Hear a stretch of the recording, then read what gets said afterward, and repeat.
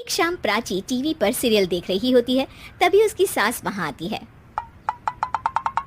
अरे सीरियल में तो ऐसे मग्न है जैसे आज रात का खाना पड़ोसी आकर बनाएंगे। मुझे पता ही नहीं था आपने अपने बेटे की शादी पड़ोस में भी की हुई है। हैं?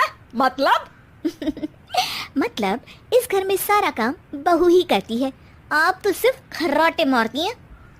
अच्छा जी, फिलहाल तो तुम आराम फरमा रही हो, चलो जाओ, ये मेरे टीवी देखने का समय है।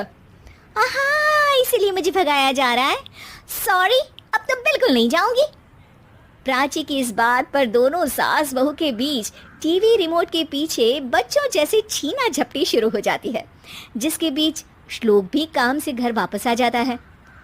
हाँ, आज मेरी चूहे बिल्ली की जोड़ी किस बात पर झगड़ रही है? अरे तेरे बीवी मुझे टीवी नहीं देखने दे रही।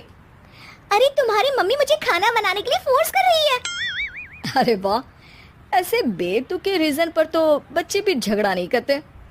अरे मुझे कुछ मत बोल, सब इसने ही शुरू किया है। हाँ हाँ, जैसे आप तो बहुत दूध की धूली है ना। अरे बस, दोनों चुप। प्राची जाओ, खाने की तैयारी करो। और माँ तुम छोड़ो, तुम्हें क्या बोलूं, शांति से अपना सीरियल देखो, मुझे दोबारा लड़ने की आवाज सुनाई नहीं देनी चाहिए।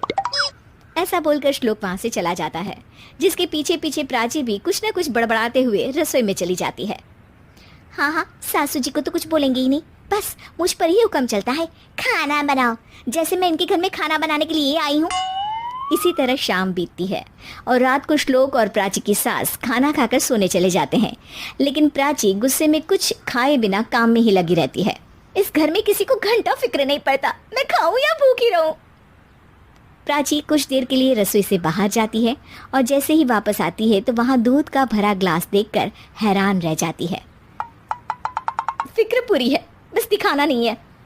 प्राची दूध पीकर सोने चली जाती है और अगली सुबह एक बार फिर सास बहू का कार्टून नेटवर्क स्टार्ट हो जाता है। ये तुमने ही किया है। अरे अजीब जबरदस्ती है, मैं बोल रही हूँ मैंने कुछ नहीं किया। दोनों ने मिलकर पूरे घर को पागल खाना बनाया हुआ है।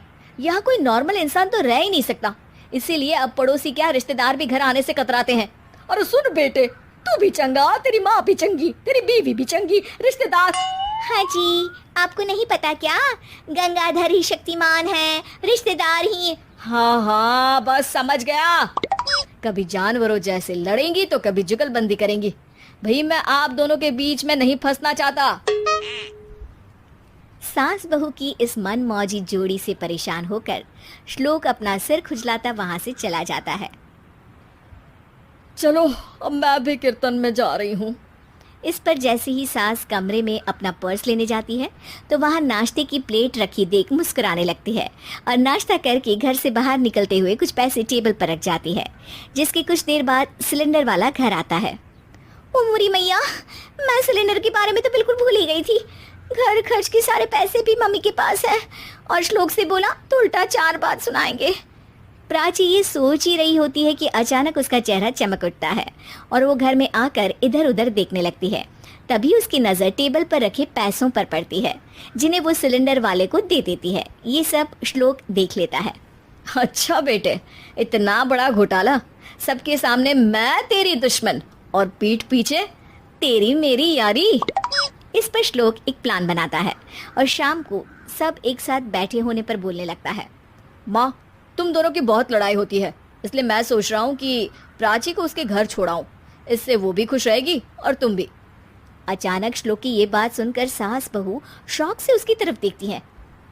अरे ऐसे कैसे घर छोड़ाओगे, मुझे कहीं नहीं जाना।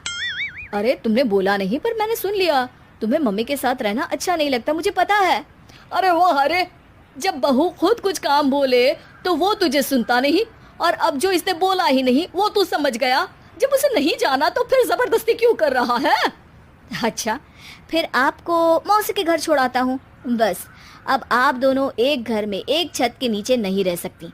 मैं इस टॉम एंड जेरी की जोड़ी को और नहीं झेल सकता। है? ऐसे कैसे नहीं रह सकते?